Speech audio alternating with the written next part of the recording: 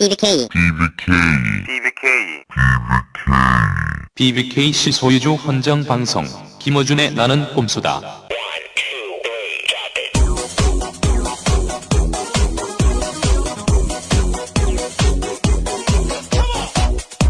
BBKC 소유주 헌정 방송 봉주 21회 시작합니다. This is Nakumsu. I wish you the best of luck in breaking through the controls and repression and reaching the population. 낙곰수 멤버들에게 행운을 빕니다. 통제와 탄압을 뚫고 사람들에게 당신들의 메시지가 전해지길 기원합니다. 여기는 하버드 기숙사 에이크론 322호실에 식탁 테이블을 저희가 강탈해서 약속드린 봉주 21회 녹음을 시작하려고 합니다. 네. 방금 들으신 내용은 촘스키 선생이 나는 꼼수다에 보내는 메시지였습니다. 네. 촘스키 선생을 저희가 MIT에 본인 사무실에 가서 만나고. 연구실이라고 해주세요. 연구실? 네. 이게 공부를 많이 못하신 분들이 범할 수 있는 오류입니다. 이게 바로. 네. 나는 꼼수다와 한국의 언론 상황에 대해서 저희가 심도 깊은 나아가 전 세계 언론 상황에 대해서 저희들한테 뜻깊은 강의를 뜻깊은 주의를 뜻깊은 메시지를 전달해 주셨습니다. 네. 근데 처음에 말이지 우리가 가서 여기에 토크 콘서트를 하러 왔다고 하니까 예. 한마디 하시더구만. 저를 쳐다보더니 네. 무슨 음악을 하느냐고 콘서트라는 얘기를 듣고 네, 할아버지가 참 아직 이 토크 콘서트 문화를 모르고 계셔요. 이 할아버지께서 그리고 김영민도 말이죠. 간단한 농담을 또 준비해왔습니다. 네. 세계적 석학에게 자신의 농담을 보여줘서 웃기고 말겠다고. 원래 촘스키 선생님 스키 좀 타십니까? 이 농담을 준비해 갔으나 스키 좀 타세요. 자기는 그 질문 하나 하겠다고 했으나 졸라 30분 넘게 의표를 찌르는 그 질문을 하려고 했는데 의표를 찌르는 수면 상태로 돌입해가지고 야 이 새끼야 촘스키를 만나러 가가지고 그 방 안에서 조른 새끼 네가 최초야 이 새끼야. 또 다른 세상을 만날 때는 잠시 눈을 감고 들어야지. 자, 저희가 여기 와가지고 굉장히 중요한 사건이 하나 있었습니다.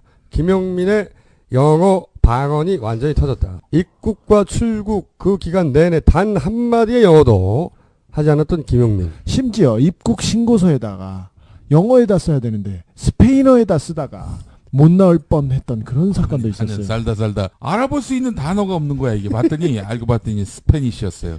혼자. 그래서 우리 청취자 한 분이 그 얘기를 방송에서 했더니 스페인어 회화책을 하나 보내주셨어요. 예. 저희가 워싱턴 DC에서 뉴욕으로 가는 비행기 안에서 스튜디오스에게 김용민이 물을 달라고 하는데 물 한 잔이 아니라 한 통. 물 큰 병 한 통을 다 달라는 제스처를 취했어요. 그때까지는 아직 한마디도 하지 않았어. 그리고 스프라이트 하나를 통째로 달라고 했었죠. 이 모든 것은 이제 바디 랭귀지로 했는데 그러자 스튜디오스가 그렇게 큰 물을 혼자 다 마실 수 있겠느냐 하자 김영민이 자신의 배를 만지면서 한마디를 합니다. 한마디 했습니다. 베이비. 그러자 스튜디오스 1초 후에 빵 터집니다. 마구 터졌어요. 그러면서 김영민이 스튜디오스를 바라보며 또 자신의 직업을 소개합니다. 자신을 소개했습니다. 한마디로.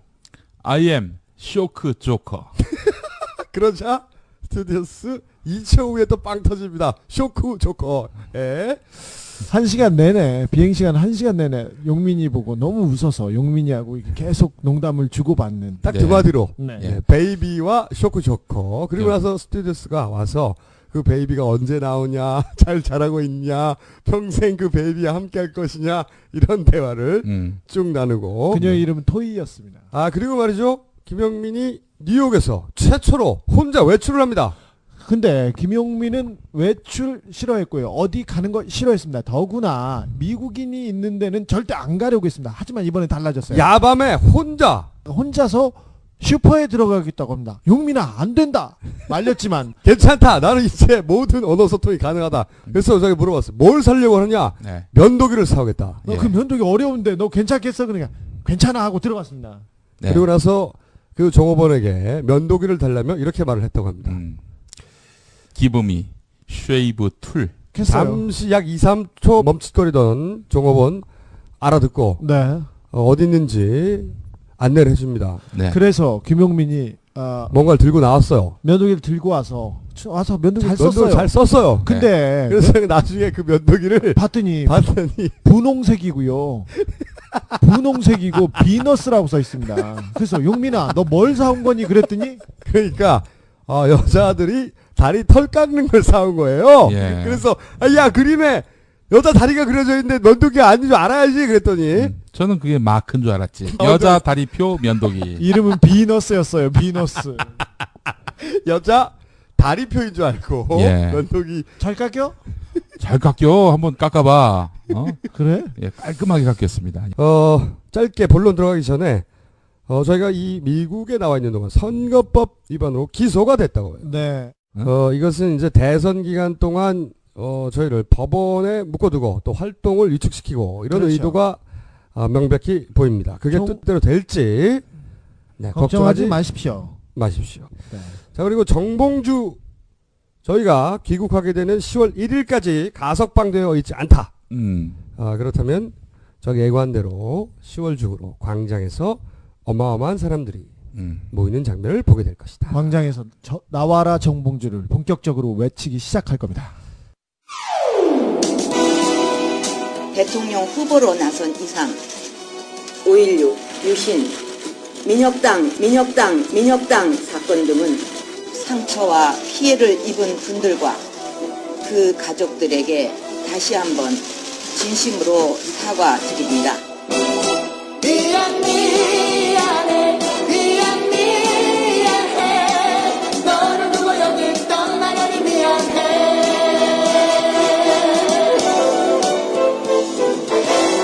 5.16이 있었기 때문에 자주국방과 자립경제를 그 기간 안에 이루기 위해서 아버지가 유신을 하신 것이기 때문에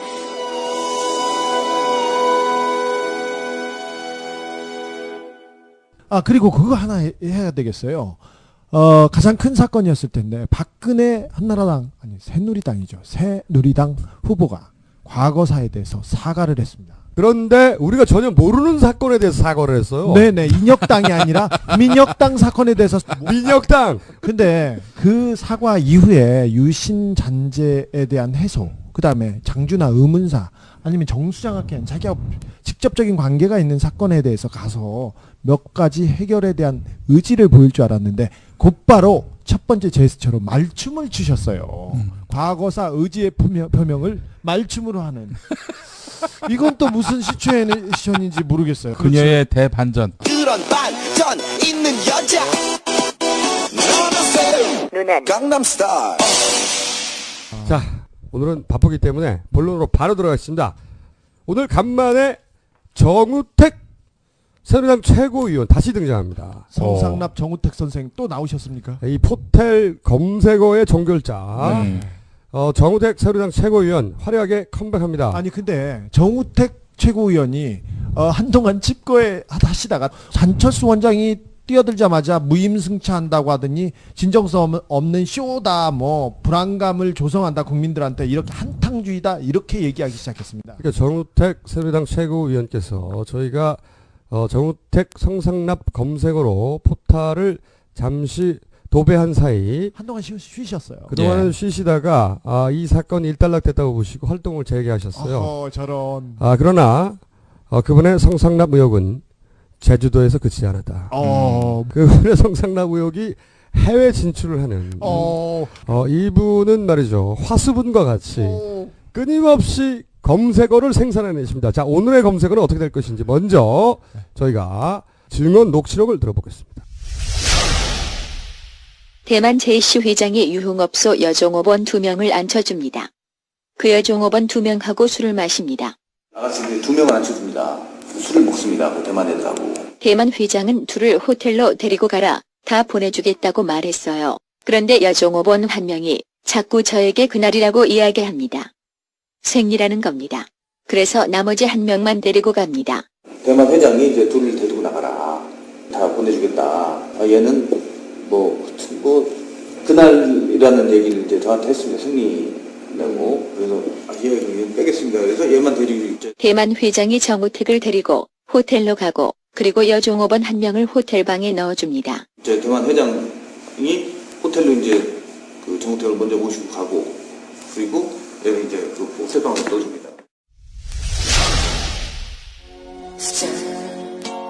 찬바람이 부는데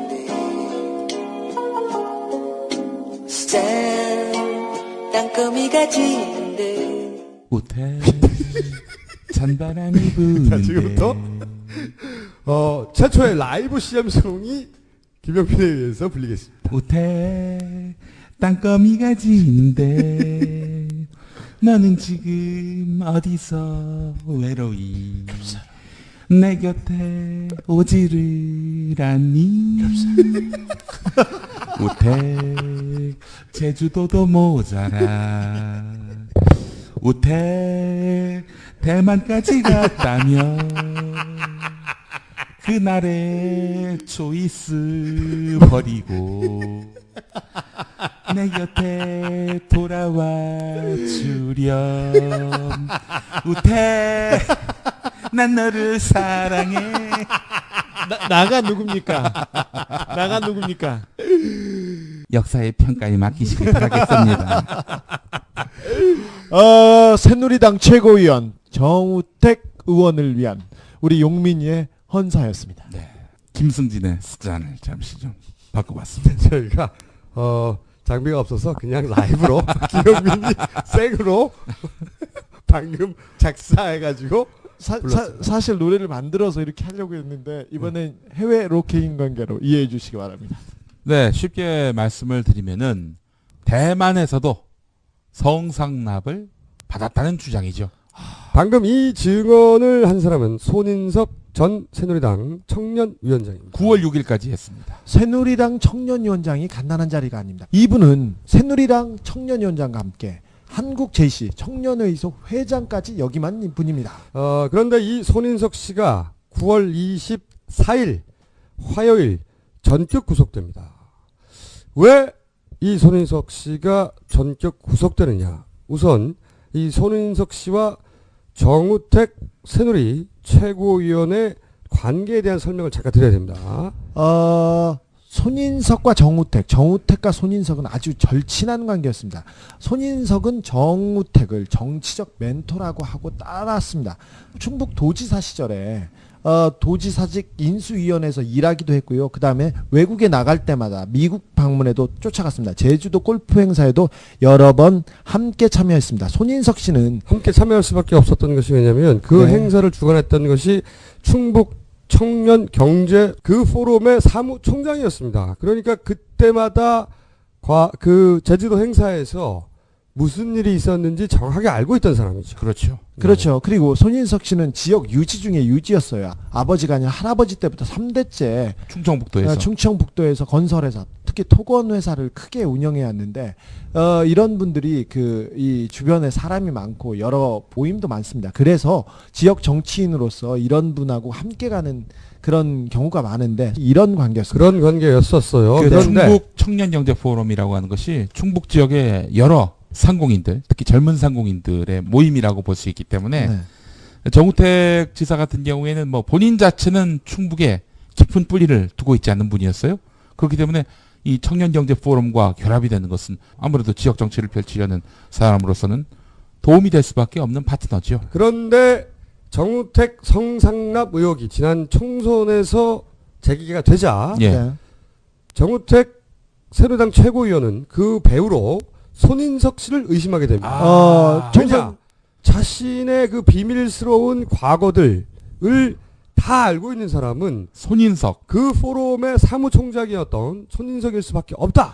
3월 16일 날 총선 직전이었죠. 그때 크라임 투 길티라는 그 사이트에서 정우택 성상납 의혹이 폭로됩니다. 폭로되자마자 그 다음 날이었죠. 이것은 손인석의 작품이다. 이렇게 단언한 정우택은 18일 그 다음 날이었습니다.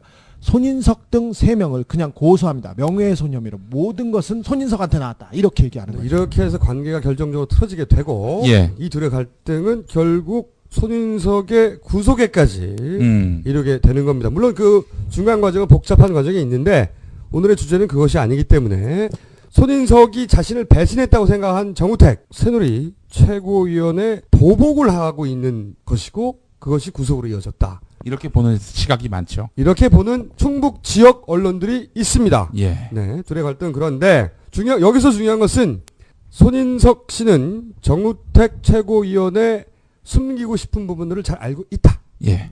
그거죠. 저희가 예. 대만 사건에서 주목하는 것은 바로 그 점입니다. 네. 자, 그러면 이 사건과 관련해서 김영민의 부탁 말씀이 있겠습니다. 안녕하세요. 여러분의 덕화 인사드리겠어요. 네이버에 들어가서 정우택 대만 검색 부탁해요. 뭐라고? 정우택 대만 네. 부탁해요. 자, 그러면 이 손인석 씨가 9월 24일 오전 영장 실질 심사 직전에 예. 전혀 새로운 내용을 증언합니다. 예. 지난 정우택 관련 방송에서 항상 출연해서 네. 네. 구수한 입담으로 예. 과정을 설명해 주었던 이재표 충청 리뷰 편집국장. 이 국장님이 실질 심사 직전에 구두로 증언을 받아낸 내용인데 뭐냐? 우리가 그렇게 주장해왔던 알바들의 존재. 네. 이 알바들의 존재를 입증하는 구두 증언이 나왔습니다. 먼저 들어보시겠습니다. 한나라당 서울시장 후보 나경원에게 지급한 돈 500만 원의 용처는 트위터 알바를 위한 비용으로 처리됐고 1,000만 원은 선거운동원 알바비, 즉 대학생 유세단 알바비로 지급됐다는 말. 그러니까 나경원이 500이 트위터 애들 알바비, 1,000만 원이 선거운동원 알바비, 대학생 애들 유세단 알바비. 한나라당 강원지사 후보 엄기영에게 준 돈 1,000만 원도 유세단 알바비로 쓰였다는 말. 전경도 1,500만 원은 유세단 알바비. 4월 27일 재보선 경남 김해울 후보 김태호의 경우는 큰 사건. 김태호는 좀 커요. 김태호 건은 이 방송 끝까지 들으시면 접하실 수 있습니다. 와, 이게 진짜 이거 간단치 않은 내용입니다. 실체가 있었어요. 실체가. 네. 우리가 항상 의혹만 가지고 있던 것이 처음으로 나온 겁니다. 새누리당 주변에서 이런 알바가 계속 진행되고 있다는 걸 알고 있었습니다. 그러니까 네. 알바의 존재가 새누리당의 주요 당직자에 의해서 그 금액과 함께 네. 최초로 거론된 사례입니다. 이것이. 손인석은 새누리당 청년위원장이었습니다. 청년위원장은 국회의원 배지를 별 이변이 없는 한 다는 자리였고요. 그 전에 강용석이 이 자리를 지냈습니다. 간단한 자리가 아니고 중요한 사람이었습니다. 그 사람의 입에서 새누리당이 이렇게 알바를 쓰고 있다는 게 손인석 씨를 취재한 충청 리뷰 이재표 편집국장이 덧붙인 말은 손인석 씨가 1억 피부과 논란이 커질 무렵에 이모 씨라는 인사를 통해서 당에 500만 원을 송금했다. 이렇게 이야기했습니다. 그 500만 원은 어디다 썼다고요? 이것이 바로 트위터 이용자, 트위터리안들 있죠. 네. 이 사람들에게 500만 원이 지급됐다는 겁니다. 그래서 이 사람들은 나경원을 두둔하고 옹호하는 그런 글을 올리기 시작했습니다. 생각해 보시면 나경원 1억 피부과 사건은 선거 바로 직전에 터진 거예요. 네. 돌발 사건입니다. 그러니까 하루 이틀 정도 트위터상에서 불리한 여론에 대응할 필요가 있었단 말이지. 예. 그때 그러니까 그렇게 돌발적으로 여론이 불리할 때 긴급 투입 때는 알바들. 긴급 알바 비용으로 500만 원을 썼다는 거죠. 예, 그렇습니다. 그러니까 대략 하루에 500만 원 정도를 써서 알바들을 풀었다. 네. 이렇게 볼 수 있는 겁니다. 그러니까 새누리당의 유력 정치인들이 불리한 사건이 터질 때 온라인에서 여론 조작을 위해서 자금을 지원한다. 불법 자금이다. 이 자금은 장부에 없는. 자, 알바의 존재가 그리고 그 금액이 최초로 새누리당 주요 당직자 출신에 의해서 거론된 사례입니다. 이 네. 디테일은 우리가 좀 더 추적해 갈 것이고 여기서 이것도 아주 주목됐습니다. 그 엄기영, 당시 한나라당 강원도지사 후보입니다. 후보 이분에게도 1,500만 원을 손인석 씨가 이제 건넸는데 이 가운데 500만 원을 어디다 썼느냐? 최문순 당시 민주당 강원도지사 후보 밀착 감시하는 데 썼다는 겁니다.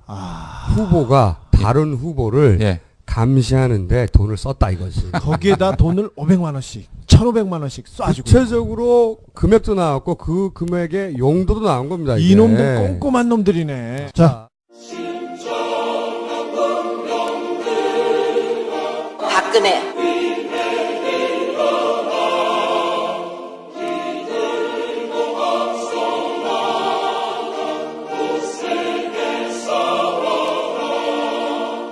박근혜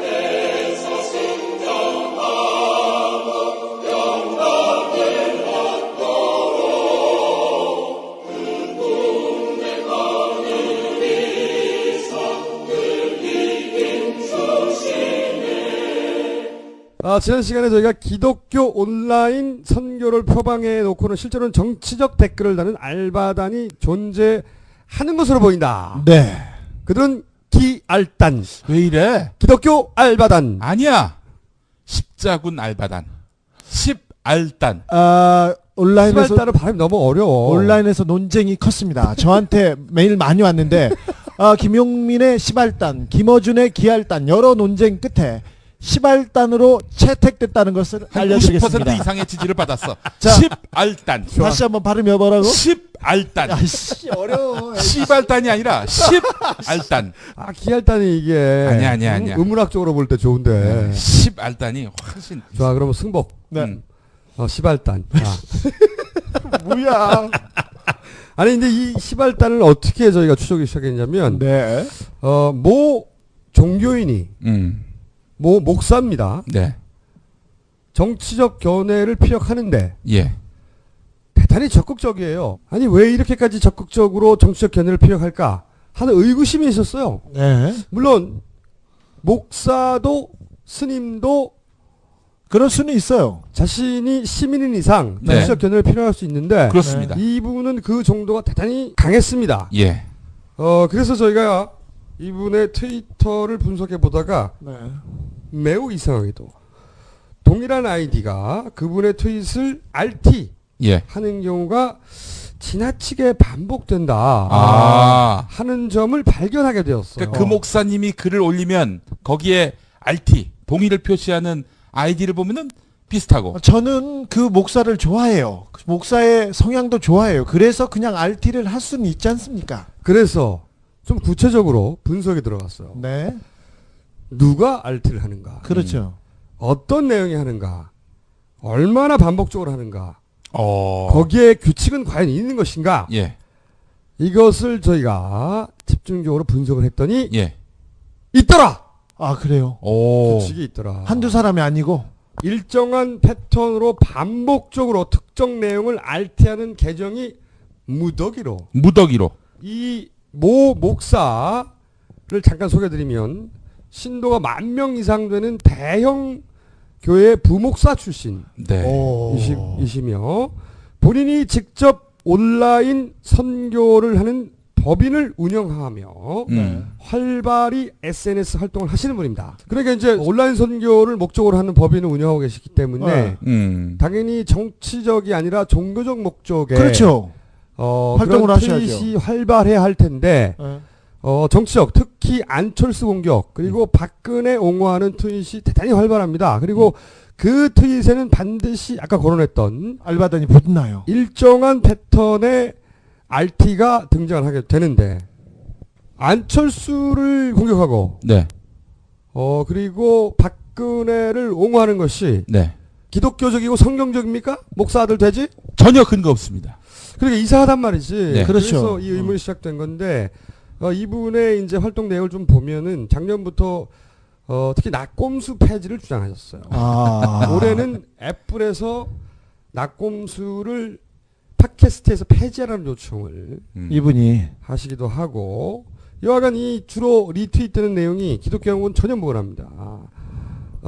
그래서 저희가 이 어떤 계정들 아이디가 있는지 주르륵 분석에 들어갔습니다. 약 열흘에 걸쳐서 모든 아이디를 하나하나 클릭해서 그 아이디들이 과연 어떤 활동을 하고 있는지 하나하나 추적을 했더니 대략 440개 440개가 이 정치적 트윗에 리트윗을 주로 하는 시발단으로 매우 강력하게 추정되고 있습니다. 네. 그러니까 이 목사님이 한번 움직일 때마다 440개의 계정이 따라 움직인다고 봐도 그렇죠. 되는 건가요? 그러니까 쉽게 알아낼 수 없도록 그 하나의 계정을 한번 쓰면 그 다음에 일정한 패턴이 지난 다음에 다음 계정을 쓰고 그러니까 똑같은 계정을 연속으로 그 리트윗하는데 쓰지 않아요. 근데 한 번 쓰고 좀 쉬었다가 딴 걸 쓰고. 자, 그러면 한 사람이 몇 개 계정을 가지고 이 사람을 조직적으로 그리고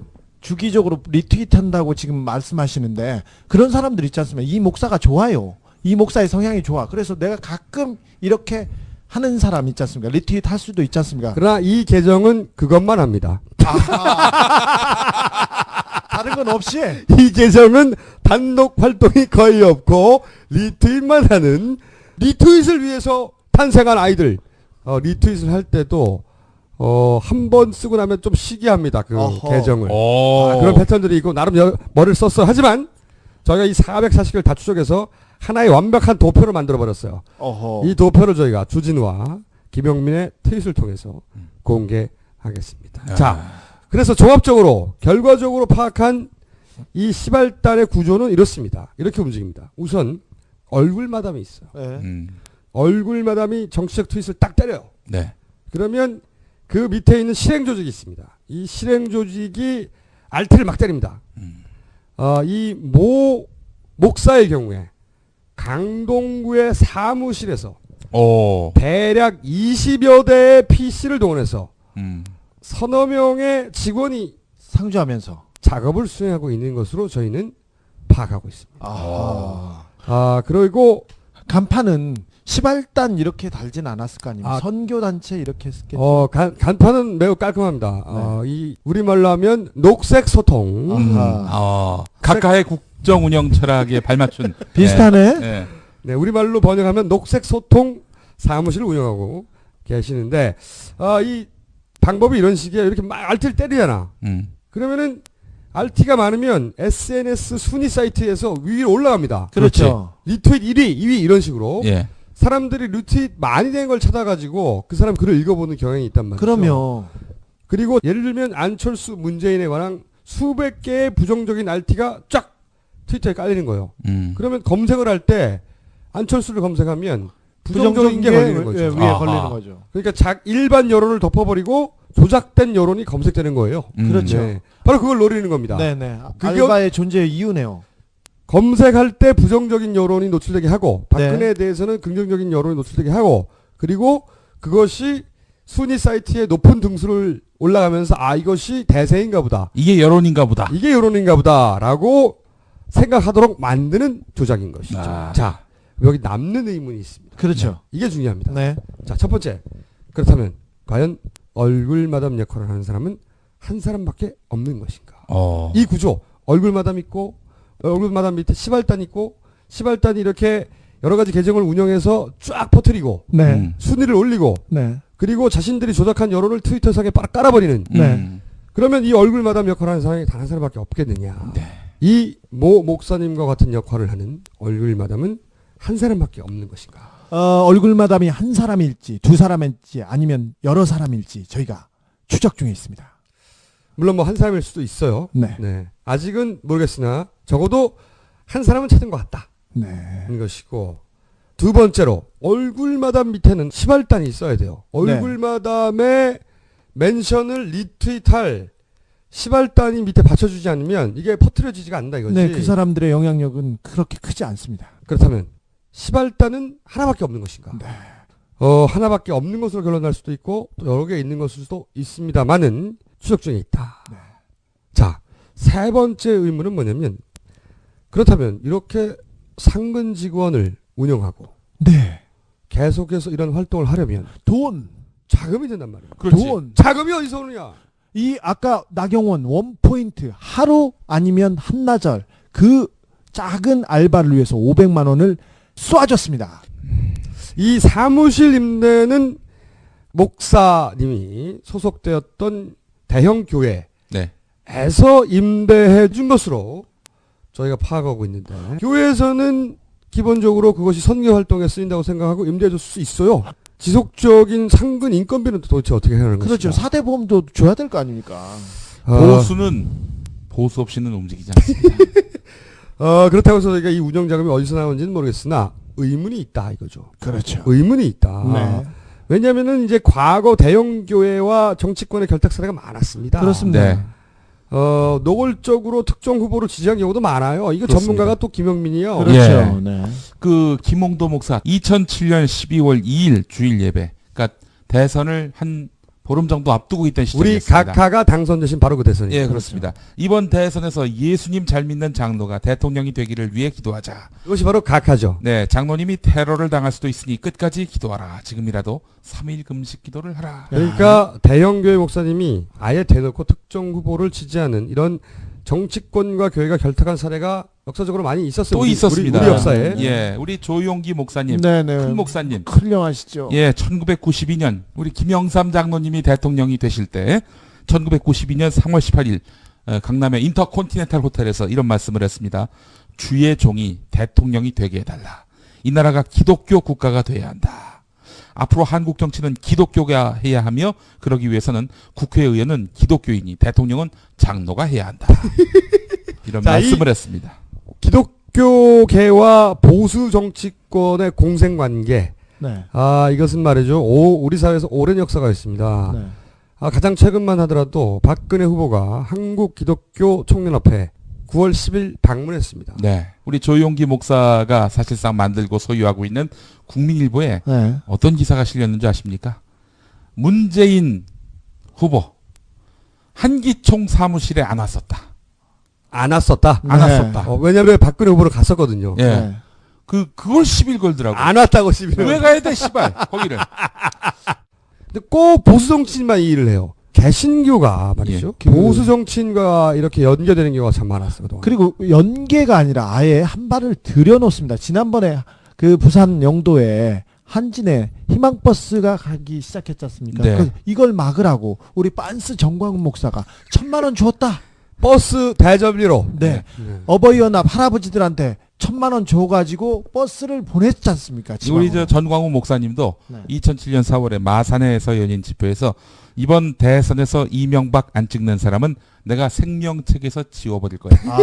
그런 말도 했었어요. 자, 네 번째 의문이 이겁니다. 어떤 메시지를 언제 게재할 것인가 하는 것을 오로지 이 얼굴마담 개인이 선택하는 것인가? 그럴까요? 아니면 누군가의 지시를 받는 것인가? 혹은 누군가와 협의하는 것인가? 이게 의문이었어요. 정치적 메시지니까. 그래서 제일 먼저 한 게 뭐냐? 이 모 목사와 새누리당 SNS 조직의 커넥션을 찾기 시작했습니다. 네. 먼저 새누리당에서 지난 11월 서울시장 재보궐선거 이후에 새누리당이 SNS 컨설팅 전문가로 영입한 사람이 있는가? 있었어요. 새누리당 박근혜 비대위 체제에서 총선 전에 SNS 컨설팅 전문위원으로 합류했던 분이 한 사람 있습니다. 인맥경영연구소의 구창환 소장입니다. 자, 이분은 현재 새누리당 소셜지원센터 센터장이자 새누리당 눈높이위원회 자문위원이었고 새누리당 국민소통위원회 부위원장을 역임하셨거나 역임하고 있는, 자, 새누리당의 SNS 전문가로 영입된 분과 새누리당의 유리한 정치적 메시지를 날리고 있는 이 모 목사와 어떤 연관관계가 있는가 찾기 시작했어요. 네. 찾았습니다. 앞에서 이야기한 시발단의 알바 계정. 네. 그 계정이 이 구창한 소장의 글을 RT를 하고 있는 겁니다. 정상적인 네티즌의 계정이 구 소장의 멘션을 RT하는 것은 얼마든지 있을 수 있어요. 그렇죠. 네. 그러나 저희가 알바가 명백하다고 찾아낸 이 계정들이 구창한 위원을 RT하고 있더라. 여기서 저는 연결 포인트를 찾아낸 것입니다. 목사가 현직 목사가 당에 있는 SNS 담당자하고 연결돼서 정치적인 멘션을 계속, 그리고 한 후보를 비방하고 한 후보를 띄운다. 시발단 알바 계정들이 구창한 소장의 멘션을 RT한 것 이외에 다른 어떤 근거가 있는가? 네.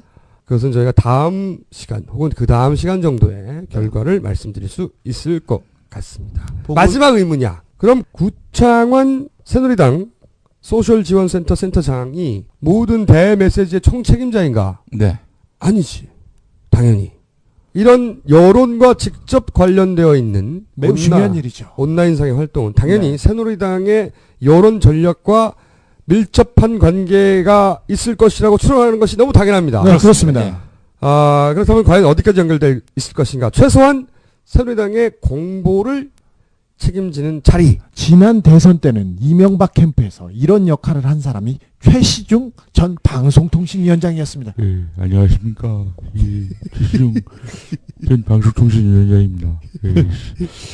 저기 명박이가 26일만 들어갔다 나와야 하는데 이 씨발 2년 6개월 동안 있어야 되는데 이 씨발 엄마 이 씨발. 저는 그래서 이런 소설을 써보는 겁니다. 새누리당의 공보 조직과 그렇죠. 그리고 그 아래에 SNS 메시지를 컨트롤하는 네. 컨트롤러가 있고 그 아래에 대중적으로 어느 정도 알려진 얼굴마담 트위터가 있고 네. 그리고 그 아래에 그 얼굴마담의 트윗을 집중적으로 리트윗하는 트위터 알바단이 네. 있는 것으로 추정되는데 그 중에서 시발단 하나를 우리가 찾아냈다. 자, 이것이 유일한 알바단인지, 네. 그리고 그 끝에 누가 있는 것인지, 네. 자금은 도대체 어떻게 돌아가고 있는 것인지 저희가 계속해서 추적해 나가고 있습니다. 잠시 후 큰 폭탄이 투하됩니다.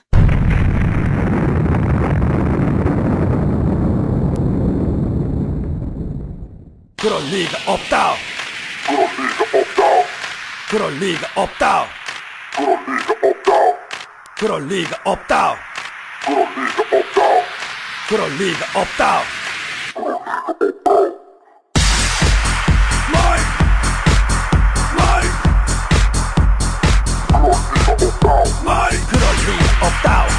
그럴 리가 없다. 그럴 리가 없다. 지금까지도 나는 각하를 존경합니다. 멋대로 몸만 부고 병원 자주 갈까봐 의료 민영화 추진하시네. 그땐 아파도 다쳐도 무대포에 맞아도 병원 갈 수 없고 그땐 절대로 아파도 다쳐도 돈 없으면 병원 갈 수 없다. 그럴 리가 없다. 그럴 리가 없다. 우리 각각에선 절대로 멋대로 그럴 리가 없다. 그럴 리가 없다. 그럴 리가 없다. 반대해도 할 건 하시는 우리 각각 그럴 리가 없다. 여러분 이거 다 거짓말인 거 아시죠? 마지막으로 폭탄 하나 터뜨리고 끝내겠습니다. 네.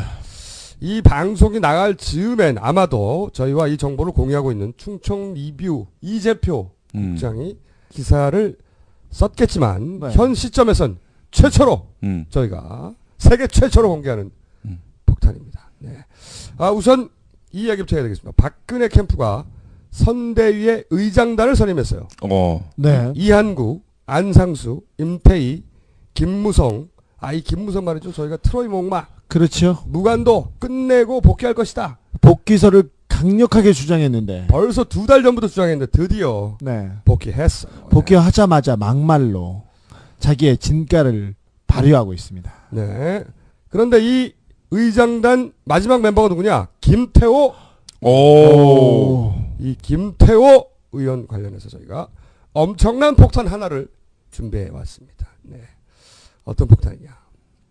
때는 지난 2011년 4월 4.27 재보궐선거 때입니다. 저희가 4.27 재보궐선거를 잊지 못하는 이유는 그 다음날 나는 꼼수다가 최초 녹음을 시작했기 때문이죠. 당시 국민참여당의 이봉수 후보. 네. 그리고 단일 후보였어요. 단일 후보였고요. 단일 후보. 그리고 여기에 유시민 전 대표가 올인을 했었어요. 그렇죠. 그리고 노무현 대통령 서거 이후에 그 지역에서 일어나는 첫 번째 선거였습니다. 그러니까 노무현의 고향에서 과연 친노 후보가 탄생하느냐 마느냐고 하는 초미의 관심이 대상이 되는 그런 지역이었어요. 친노와 범야권이 결집했죠.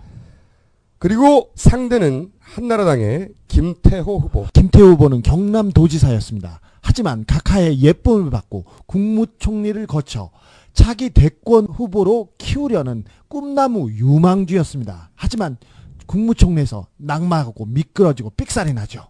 그런데 재기를 바로 이 김해을 재보선에서 그렇게 크게 사고를 친 사람은 좀 쉬어야 되지 않습니까? 바로 재보선에 나왔어요. 네. 다시 재기하기 위해서. 그렇게 김태호는 중요한 사람입니다. 그러니까 이것은 야권에도 그리고 우리 각하에게도 대단히 중요한 지역이었어요. 물러설 수 없는 싸움이었습니다. 이때 이 선거를 이기기 위해서 한나라당이 1억을 김태호 선거 캠프에 줘서 투표를 방해했다. 자, 어떻게 방해를 하려고 했느냐. 네. 물론 이건 당연히 이 1억 원은 선관위에 신고도 안 된 불법 자금입니다. 예.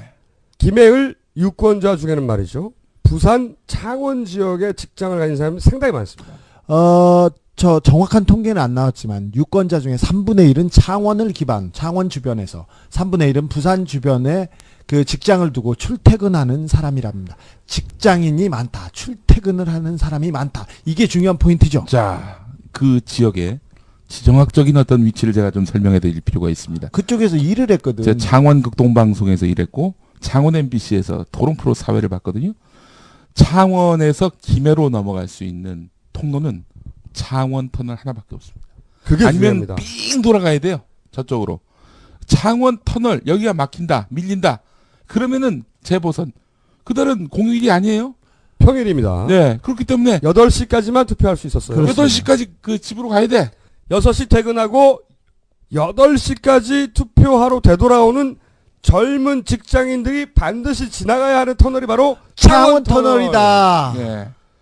그런데 이 창원 터널을 통과하는 과정을 방해하면 투표율이 떨어질 것이다. 젊은 직장인들의. 그렇죠. 완전 디도스하고 똑같은 거죠. 그렇죠. 시민단체에서 그래서 저 투표 시간을 조금만 늘려달라고 그랬어요. 왜 그러냐면 직장에서 퇴근하고 가는 시간인데 거기에 러시아워에 걸려서 그 늦을 가능성이 크다고 해서 계속 얘기하고 요청했습니다. 창원 터널을 통해서 창원에 사는 분, 마산에 사는 분들이 김해공항에 가는 길이 많거든요.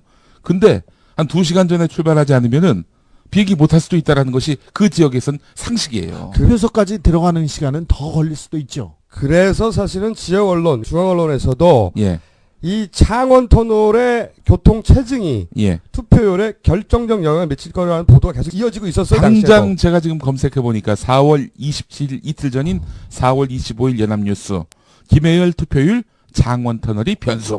그렇죠. 이런 기사가 있었어요. 그러니까 이미 창원 터널이 투표율을 좌지우지한다는 것을 모두가 알고 있는 상황이었어요. 당시 김태호 후보는 여론조사에서 계속해서 이봉수 후보에게 밀리고 있었습니다. 그러나 투표율 35%에 미치지 못할 경우 일말의 희망이 있었습니다. 그래서 이런 작전이 구사되지 않나. 이거는 단순한 추정이 아니고 지금부터 팩트를 전달해 드리겠는데 저희가 지금부터 하고 있는 이야기는 당시 돈을 직접 전달했던 지금은 구속된 그러니까 방송 초반에 정우택의 대만 성상납을 증언한 새누리당 청년위원장 바로 그 손인석 씨가 구속 직전에 자필로 남기고 간 문서에 남아있는 내용입니다. 자, 선거를 앞둔 4월 당으로부터입니다. 여기서는 당연히 한나라당입니다. 지금 새누리당입니다. 김태호 당시 후보에게 1억을 전달하라는 요청을 당이 손인석 씨에게 했어요. 그래서 손인석 씨는 자신이 먼저 1억을 마련합니다. 자기의 개인 계좌 외환은행 계좌에서 09018 땡땡땡땡땡땡에서 1억 원을 인출합니다. 그리고 김해로 직접 본인이 가서 전 경남 정무부지사 안모 씨 김태호의 최측근이고요. 김태호의 측근이라고 봐야 되겠죠. 김태호의 최측근이고 대학 후배입니다. 그래서 1년 후배. 경남 지역에서는 아주 막강한 파워를 가지고 있는 실세 중에 실세였습니다. 이 안모 씨에게 5천만 원을 일단 전달합니다. 5천만 원을. 그리고 그 다음 날 손인석 씨의 측근 임모 씨를 통해서 나머지 5천만 원을 역시 김태호 캠프 사무실에 전달합니다. 네. 자, 요 돈의 전달 과정은 대단히 자세하게 계좌번호와 함께 기록되어 있어요. 네. 아니 그러면 왜 개인이 자기 돈으로 했나? 네. 이 돈은 선거 이후 당으로부터 돌려받습니다. 아하. 5천만 원은 손인석 씨의 회사 계좌로 토건회사입니다. 토건회사. 예. 허위 세금 계산서를 발행해서 송금받았고 나머지 5천만 원은 당 총무국에서 국장한테 직접 현금으로 수령합니다. 이것은 그 돈을 주고받은 당사자 손인석 씨의 자필 문서의 내용입니다. 네. 이 목적은 두 가지였다고 합니다. 네. 이 1억 원의 목적입니다. 첫 번째는 지금까지 말씀드린 그 터널을 막아서 교통 체증을 유발하라. 아하. 그러니까 어떻게 막냐? 불필요한 공사를 해서 네. 교통 체증을 유발하라 하는 작전이 하나 있었고 일단 그날 창원 터널에 보수 공사가 있었습니다. 통행량 계측기라는 기계가 있습니다. 그게 교체 작업을 했습니다. 그런데 그 공사가 실제 이 돈에 의한 공사인지 네. 아닌지는 확정할 수 없어요. 낮에 그러니까 진행되다가 마무리가 됩니다. 그러니까 이 공사가 애초에 그렇게 기획을 했는데 너무 티가 날 것 같아서 안 한 건지 아니면 그 돈으로 그 공사를 했는데 항의가 심하니까 항의가 말이죠. 심했습니다. 당시 임유철 감독이라고 유명한 다큐멘터리 감독입니다. 인천 유나이티드를 소재로 한 비상이라는 영화 축구팀. 그렇죠. 그 다큐멘터리 영화를 찍었던 그 감독인데 창원 터널을 사수하라 이런 명목으로 인제대 학생들과 함께 감시단을 꾸려가지고 계속해서 누가 방해하고 있나 공사하지 않나 그거를 찍고 감시했던 그런 일이 있었습니다. 그래서 공사를 시작했다가 일찍 끝낸 것인지 예. 아니면 계획만 되고 공사를 하지 않은 것인지 그 계측기 교체는 원래 계획된 것이었던 건지 확정할 수 없으나 최초 이 돈을 마련할 때 계획은 공사를 해서 교통체증을 유발하라였어요. 예. 사실 오후 2시께 누리꾼들한테 이게 기사 내용입니다. 누리꾼들한테 창원터널에서 공사 중이란 그 소식이 알려지면서 난리가 났습니다. 그래서 왜 지금 공사냐 이런 여론이 만들어지기도 했습니다. 당시에 그 경남도민일보가 이걸 집중 보도하기도 했었죠. 자, 네. 두 번째 목적은 뭐였냐? 차량을 동원해서 예. 퇴근 시간 전까지는 여권에 유리한 유권자를 실어 나르고 그리고 퇴근 시간에는 일시에 몰려서 그 지역에 교통체증을 유발시켜라. 창원터널 근처에. 그렇죠.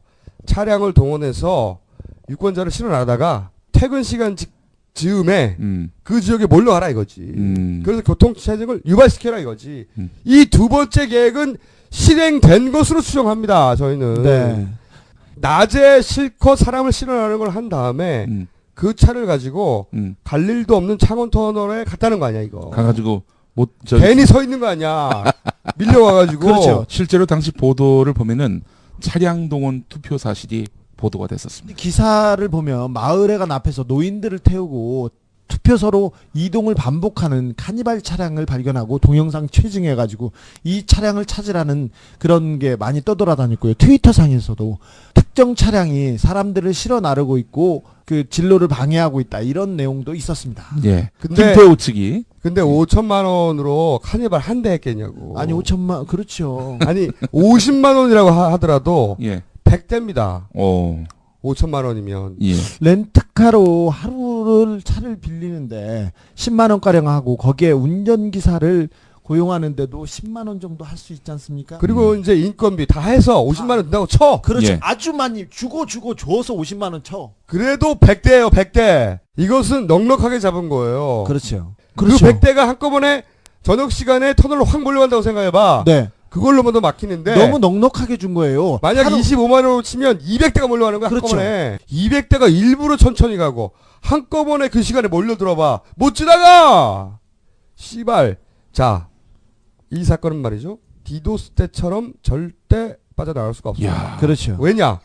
디도스 때는 우리가 잡아냈지만 예. 1개 비서관, 20대 비서관이 했다고 다 뒤집어 씌우고 모든 기관을 동원해서 덮어버렸잖아. 하지만 이것은 말이죠. 한나라당 청년위원장 게다가 그 돈을 직접 마련해서 자기 계좌로 네. 1억을 계좌번호도 알아. 네. 그 계좌로 돈을 마련한 사람이 그리고 그 돈을 직접 들고 와서 전달한 사람이 네. 그 사람이 한 말입니다. 이게. 그리고 세금 계산서도 있고요. 당 총무局에서 국장도 있고요. 여러 사람들이 나옵니다. 전달한 사람의 이름도 정확하게 나옵니다. 여기서. 네. 자, 이건 말이죠. 교통체증 디도스. 네. 그렇죠. 오프라인 디도스. 터널 디도스. 새로 나왔어요. 이 터널 디도스 이 씨발 딱 걸렸어. 이게 당이야 이 씨발 이게. 그래서 우리가 맨날 공작당이라고 그러니까 공작. 새누리 공작 새누리당. 당사자가 직접 이야기하여 마침내 밝혀진 단 하나의 사안이에요. 그렇죠. 그걸 우리가 최초로 지금 보도하고 있는 건데. 빙산의 일각일 수도 있다. 자, 그렇게 해서 김태호 의원 현 박근혜 캠프의 선대위 의장. 이야. 이 당선됐다는 겁니다. 이거 중대한 범죄입니다. 이건 범죄예요, 사실. 범죄죠. 민주주의를 유리라는 도둑들보다 훨씬 더 중대한 범죄입니다. 안녕하세요. 여러분의 덕화 인사드리겠어요. 자, 지금부터 네이버에서 김태호 터널 디도스 검색 부탁해요. 네, 김태호 터널 디도스 신조어 나왔습니다. 터널 디도스. 오늘은 두 가지가 있어요. 예. 정우택 대만과 김태호 터널 디도스. 과연 어느 쪽이 이길 것인가? 이 사안 말이죠. 대단히 중대한 범죄이자 이 대선 기간 내에 반드시 밝혀져야 될 사안이다. 왜냐하면 김태호 의원이 박근혜 캠프의 선대위 의장이거든. 그렇지. 네. 자, 한국에 들어가는 즉시 이 사안 보다 깊숙이 파헤쳐서 저희가 공개하도록 하겠습니다. 네. 자, 폭탄 투하 완료. 네.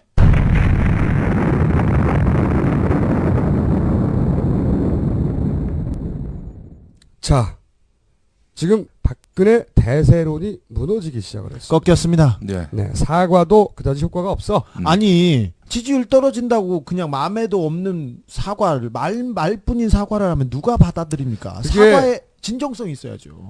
그게 말뿐인지 아닌지는 그 당사자의 마음속에 들어가 봐야 알겠지만 말뿐이에요. 지금 형국은 그렇게 사과를 요구했을 때는 역사의 판단을 맡기자고 하다가 그렇죠. 지지율이 급락하자 이런 제스처를 취하니까 불과 사람들이 며칠 믿을 수가 만에. 없지. 그렇죠. 사실은 이게 선거에서는 먼저 치고 나가는 것, 판을 주도하는 것, 이니시테이브를 지는 것, 이게 굉장히 중요한데 그럼요. 그걸 잃었어요. 밀리기 시작했어요. 새누리당이 가장 잘하던 게 이겁니다. 주도권을 쥐고 절대 놓지 않는 겁니다. 선공 선빵. 일단 수비 모드로 들어가면 선거에서 이기기가 힘들어요. 네. 그런데 지금 현재 수비 모드로 들어갔어요. 계속해서 밀리고 있습니다. 그리고도. 자, 진보는 그렇게 코너에 몰리잖아요. 예. 어느 순간 자기들끼리 자학을 시작합니다. 제가 가장 싫어하는 모습인데 진보는 코너에 몰릴 때 말이에요. 스스로를 비난하고 스스로 자학하기 시작. 그러나 보수는 이럴 때 말이죠. 공작을 합니다. 결집하고 공작합니다. 그러므로 이제 공식적인 공작의 시즌이 오픈되었음을 저희가 선언하는 바입니다. 대선은 공작의 계절입니다.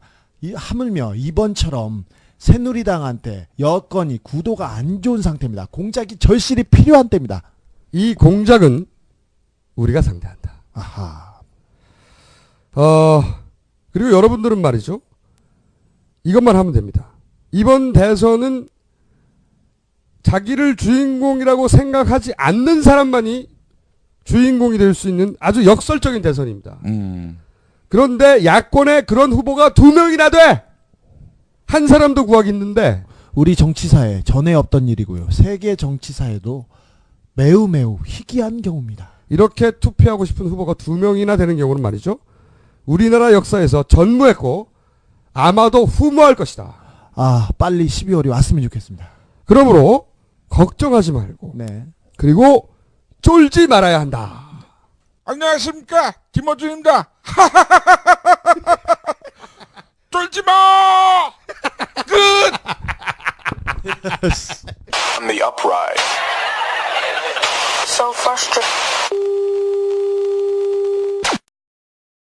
그 제주도 행사에서 무슨 일이 있었는지 정확하게 알고 있던 사람이죠. 그렇죠. 그렇죠. 그리고 손인석 씨는 지역 유지 중에 유지였어요. 아버지가 아니라 할아버지 때부터 3대째 충청북도에서 충청북도에서 건설회사, 특히 토건 회사를 크게 운영해 왔는데 이런 분들이 이 주변에 사람이 많고 여러 모임도 많습니다. 그래서 지역 정치인으로서 이런 분하고 함께 가는 그런 경우가 많은데 이런 관계였습니다. 그런 관계였었어요. 그 그런데 충북 청년경제 포럼이라고 하는 것이 충북 지역의 여러 상공인들, 특히 젊은 상공인들의 모임이라고 볼 수 있기 때문에 정우택 지사 같은 경우에는 뭐 본인 자체는 충북에 깊은 뿌리를 두고 있지 않는 분이었어요.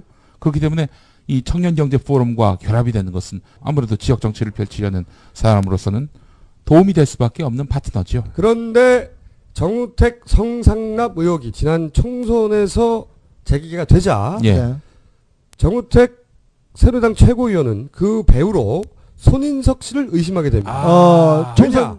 자신의 그 비밀스러운 과거들을 다 알고 있는 사람은 손인석, 그 포럼의 사무총장이었던 손인석일 수밖에 없다. 3월 16일 날 총선 직전이었죠. 그때 크라임 투 길티라는 그 사이트에서 정우택 성상납 의혹이 폭로됩니다. 폭로되자마자 그 다음 날이었죠. 이것은 손인석의 작품이다. 이렇게 단언한 정우택은 18일 그 다음 날이었습니다. 손인석 등 3명을 그냥 고소합니다. 명예훼손 혐의로 모든 것은 손인석한테 나왔다. 이렇게 얘기하는 거죠. 이렇게 해서 관계가 결정적으로 틀어지게 되고 이 둘의 갈등은 결국 손인석의 구속에까지 이르게 되는 겁니다. 물론 그 중간 과정은 복잡한 과정이 있는데 오늘의 주제는 그것이 아니기 때문에 손인석이 자신을 배신했다고 생각한 정우택 새누리 최고위원의 보복을 하고 있는 것이고 그것이 구속으로 이어졌다. 이렇게 보는 시각이 많죠. 이렇게 보는 충북 지역 언론들이 있습니다. 예. 네, 둘의 갈등은 그런데 여기서 중요한 것은 손인석 씨는 정우택 최고위원의 숨기고 싶은 부분들을 잘 알고 있다. 예. 그거죠. 저희가 대만 사건에서 주목하는 것은 바로 그 점입니다. 네. 자, 그러면 이 사건과 관련해서 김영민의 부탁 말씀이 있겠습니다. 안녕하세요. 여러분의 덕화 인사드리겠어요. 네이버에 들어가서 정우택 대만 검색 부탁해요. 뭐라고? 정우택 대만 네. 부탁해요. 자, 그러면 이 손인석 씨가 9월 24일 오전 영장 실질 심사 직전에 전혀 새로운 내용을 증언합니다. 지난 정우택 관련 방송에서 항상 출연해서 구수한 입담으로 과정을 설명해 주었던 이재표 충청 리뷰 편집국장. 이 국장님이 실질 심사 직전에 구두로 증언을 받아낸 내용인데 뭐냐? 우리가 그렇게 주장해왔던 알바들의 존재. 이 알바들의 존재를 입증하는 구두 증언이 나왔습니다. 먼저 들어보시겠습니다. 한나라당 서울시장 후보 나경원에게 지급한 돈 500만 원의 용처는 트위터 알바를 위한 비용으로 처리됐고 1,000만 원은 선거운동원 알바비, 즉 대학생 유세단 알바비로 지급됐다는 말. 그러니까 나경원이 500이 트위터 애들 알바비, 1,000만 원이 선거운동원 알바비, 대학생 애들 유세단 알바비. 한나라당 강원지사 후보 엄기영에게 준 돈 1,000만 원도 유세단 알바비로 쓰였다는 말. 전경도 1,500만 원은 유세단 알바비. 4월 27일 재보선 경남 김해울 후보 김태호의 경우는 큰 사건. 김태호는 좀 커요. 김태호 건은 이 방송 끝까지 들으시면 접하실 수 있습니다. 와, 이게 진짜 이거 간단치 않은 내용입니다. 실체가 있었어요. 실체가. 우리가 항상 의혹만 가지고 있던 것이 처음으로 나온 겁니다. 새누리당 주변에서 이런 알바가 계속 진행되고 있다는 걸 알고 있었습니다. 그러니까 알바의 존재가 새누리당의 주요 당직자의 BBK 실소유주 헌정방송 김어준의 나는 꼼수다.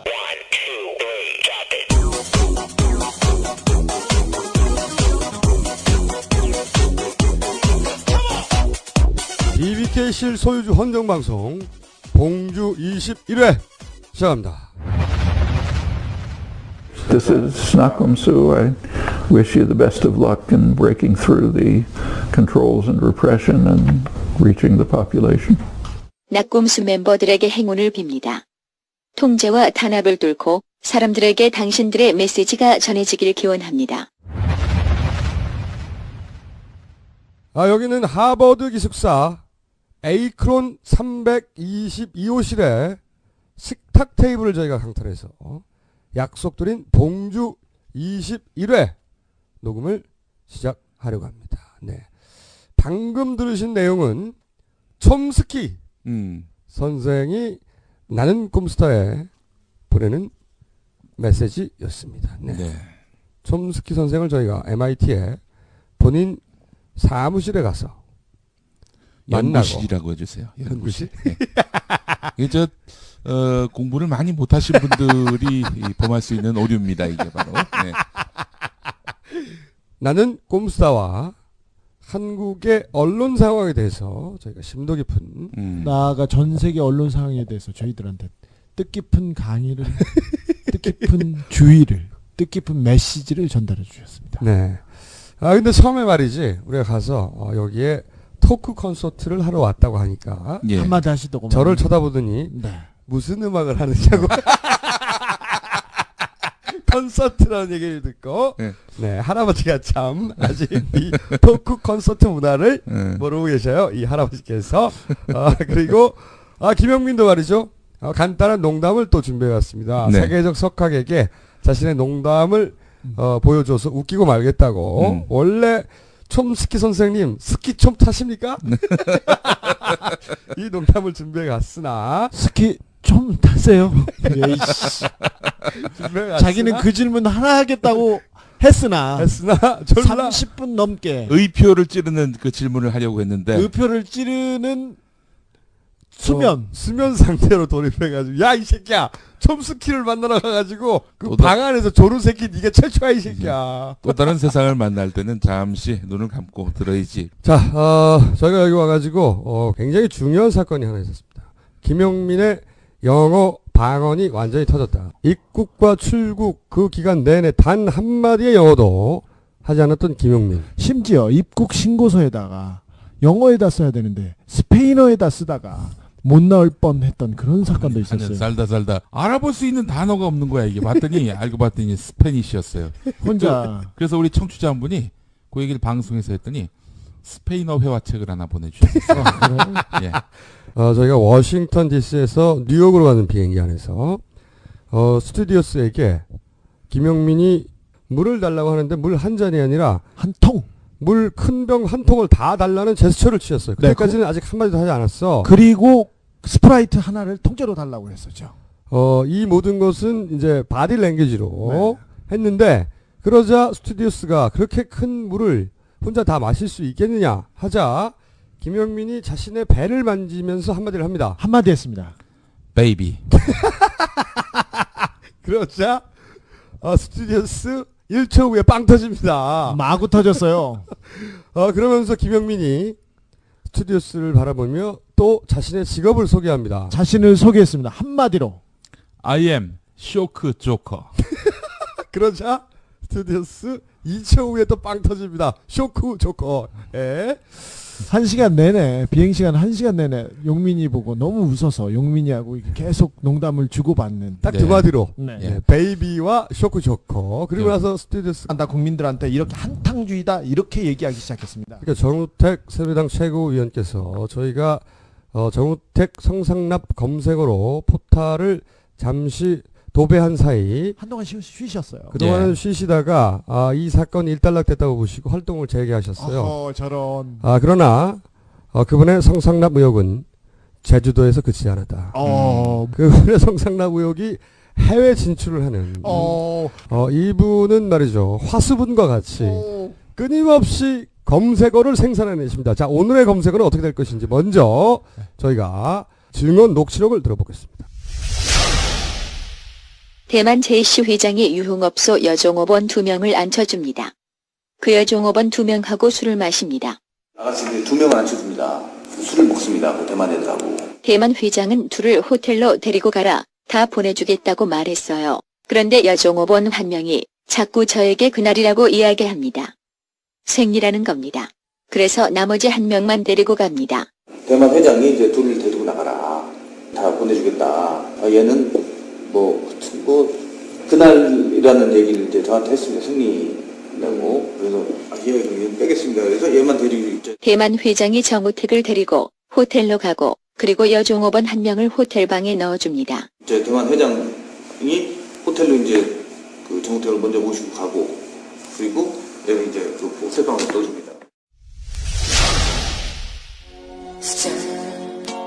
찬바람이 부는데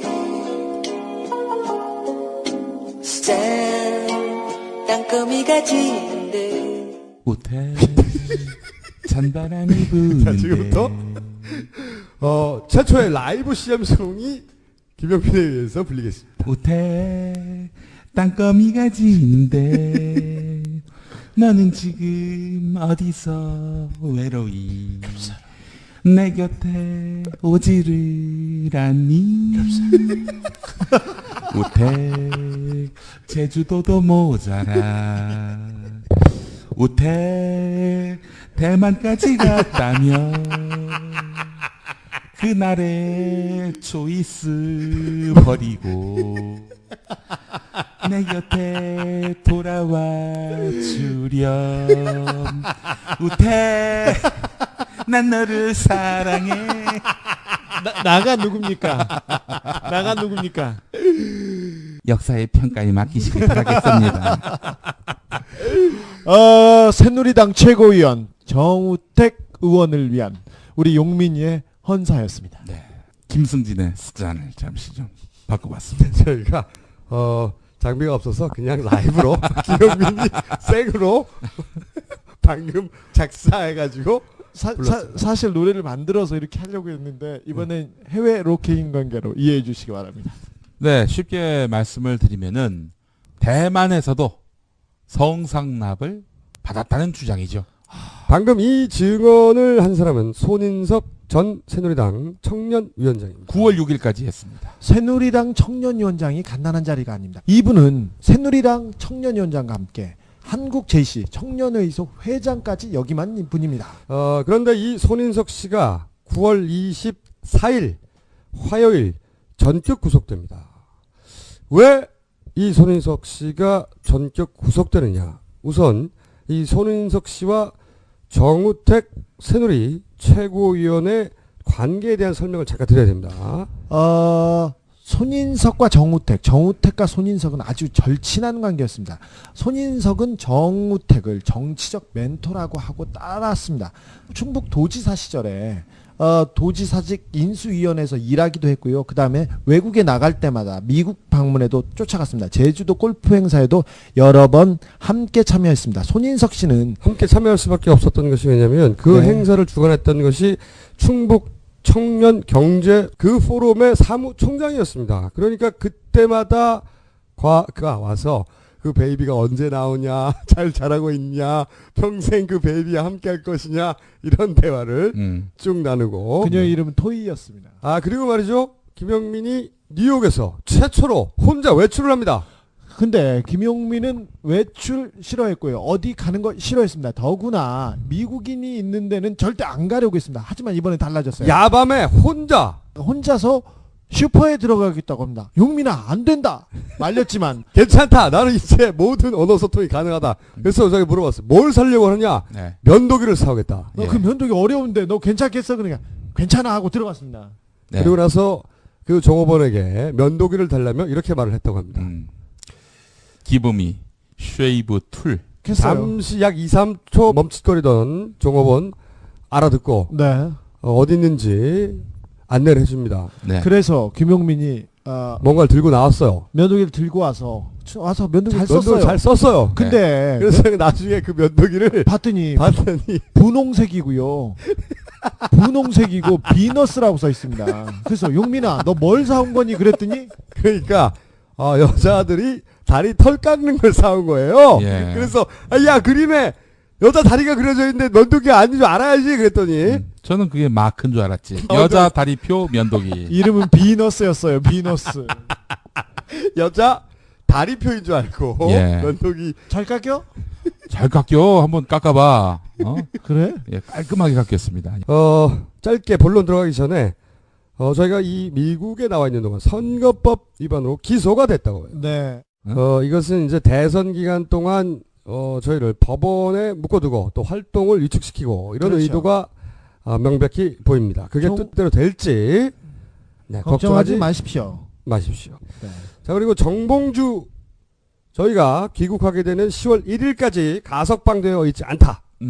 그렇다면 저기 예고한대로 10월 중으로 광장에서 어마어마한 사람들이 모이는 장면을 보게 될 것이다. 광장에서 나와라 정봉주를 본격적으로 외치기 시작할 겁니다. 대통령 후보로 나선 이상 5.16 유신 민혁당 사건 등은 상처와 피해를 입은 분들과 그 가족들에게 다시 한번 진심으로 사과드립니다. 미안해 너를 두고 여기 떠나려니 미안해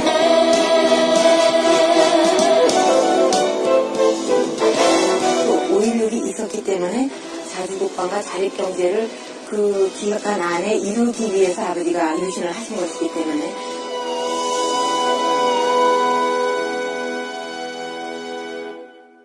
그리고 그거 하나 해야 되겠어요.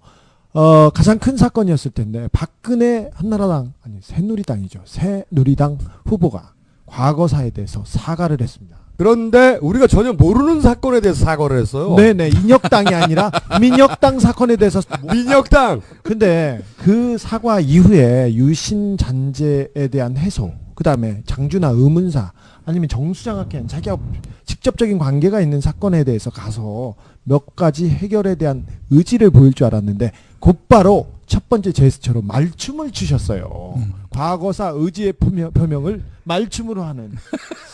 이건 또 무슨 시츄에이션인지 모르겠어요. 그녀의 대반전. 그런 반전 있는 여자 누나 강남스타일. 자, 오늘은 바쁘기 때문에 본론으로 바로 들어가겠습니다. 오늘 간만에 정우택 새누리당 최고위원 다시 등장합니다. 성상납 정우택 선생 또 나오셨습니까? 이 포털 검색어의 종결자 정우택 새누리당 최고위원 화려하게 컴백합니다. 아니 근데 정우택 최고위원이 한동안 집거에 하시다가 한철수 원장이 뛰어들자마자 무임승차한다고 하더니 진정성 없는 쇼다 뭐 불안감을 조성해서 그 금액과 함께 네. 최초로 거론된 사례입니다. 이것이. 손인석은 새누리당 청년위원장이었습니다. 청년위원장은 국회의원 배지를 별 이변이 없는 한 다는 자리였고요. 그 전에 강용석이 이 자리를 지냈습니다. 간단한 자리가 아니고 중요한 사람이었습니다. 그 사람의 입에서 새누리당이 이렇게 알바를 쓰고 있다는 게 손인석 씨를 취재한 충청리뷰 이재표 편집국장이 덧붙인 말은 손인석 씨가 1억 피부과 논란이 커질 무렵에 이모 씨라는 인사를 통해서 당에 500만 원을 송금했다. 이렇게 이야기했습니다. 그 500만 원은 어디다 썼다고요? 이것이 바로 트위터 이용자, 트위터리안들 있죠. 이 사람들에게 500만 원이 지급됐다는 겁니다. 그래서 이 사람들은 나경원을 두둔하고 옹호하는 그런 글을 올리기 시작했다. 생각해 보시면 나경원 1억 피부과 사건은 선거 바로 직전에 터진 거예요. 네. 돌발 사건입니다. 그러니까 하루 이틀 정도 트위터상에서 불리한 여론에 대응할 필요가 있었단 말이지. 예. 그때 그러니까 그렇게 돌발적으로 여론이 불리할 때 긴급 트윗 때는 알바들 긴급 알바 비용으로 500만 원을 썼다는 거죠. 예, 그렇습니다. 그러니까 대략 하루에 500만 원 정도를 써서 알바들을 풀었다. 네. 이렇게 볼 수 있는 겁니다. 그러니까 새누리당의 유력 정치인들이 불리한 사건이 터질 때 온라인에서 여론 조작을 위해서 자금을 지원한다. 불법 자금이다. 이 자금은 장부에 없는. 자, 알바의 존재가 그리고 그 금액이 최초로 새누리당 주요 당직자 출신에 의해서 거론된 사례입니다. 이 네. 디테일은 우리가 좀 더 추적해 갈 것이고 여기서 이것도 아주 주목됐습니다. 그 엄기영 당시 한나라당 강원도지사 후보입니다. 이분에게도 1,500만 원을 손인석 씨가 이제 건넸는데 이 가운데 500만 원을 어디다 썼느냐? 최문순 당시 민주당 강원도지사 후보 밀착 감시하는 데 썼다는 겁니다. 후보가 다른 후보를 예. 감시하는데 돈을 썼다 이거지. 거기에다 돈을 500만 원씩, 1,500만 원씩 쏴주고. 구체적으로 금액도 나왔고 그 금액의 용도도 나온 겁니다. 이게. 이놈들 꼼꼼한 놈들이네. 자, 박근혜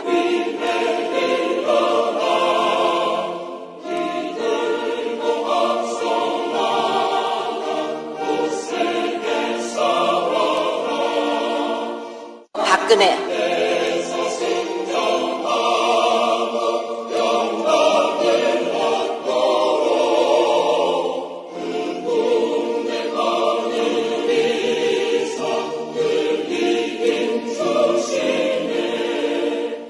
지난 시간에 저희가 기독교 온라인 선교를 표방해 놓고는 실제로는 정치적 댓글을 다는 알바단이 존재하는 것으로 보인다. 네. 그들은 기알단. 왜 이래? 기독교 알바단. 아니야. 십자군 알바단. 십알단. 온라인에서 십알단은 발음이 너무 어려워. 온라인에서 논쟁이 컸습니다. 저한테 메일 많이 왔는데 김용민의 시발단, 김어준의 기알단 여러 논쟁 끝에 시발단으로 채택됐다는 것을 알려드리겠습니다. 90% 이상의 지지를 받았어. 자, 십알단. 다시 한번 발음이 뭐라고? 십알단. 아이씨 어려워. 시발단이 아니라 십알단. 기알단이 이게 아니야. 의문학적으로 볼 때 좋은데. 십알단이 훨씬. 좋아, 그러면 승복. 네. 시발단. 뭐야? 아니 근데 이 시발단을 어떻게 저희가 추적이 시작했냐면, 네.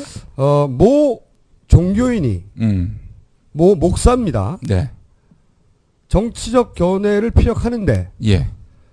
대단히 적극적이에요. 아니 왜 이렇게까지 적극적으로 정치적 견해를 피력할까 하는 의구심이 있었어요. 네. 물론 목사도 스님도 그럴 수는 있어요. 자신이 시민인 이상 네. 정치적 견해를 피력할 수 있는데 그렇습니다. 이분은 그 정도가 대단히 강했습니다. 예. 그래서 저희가 이분의 트위터를 분석해 보다가 네. 매우 이상하게도 동일한 아이디가 그분의 트윗을 RT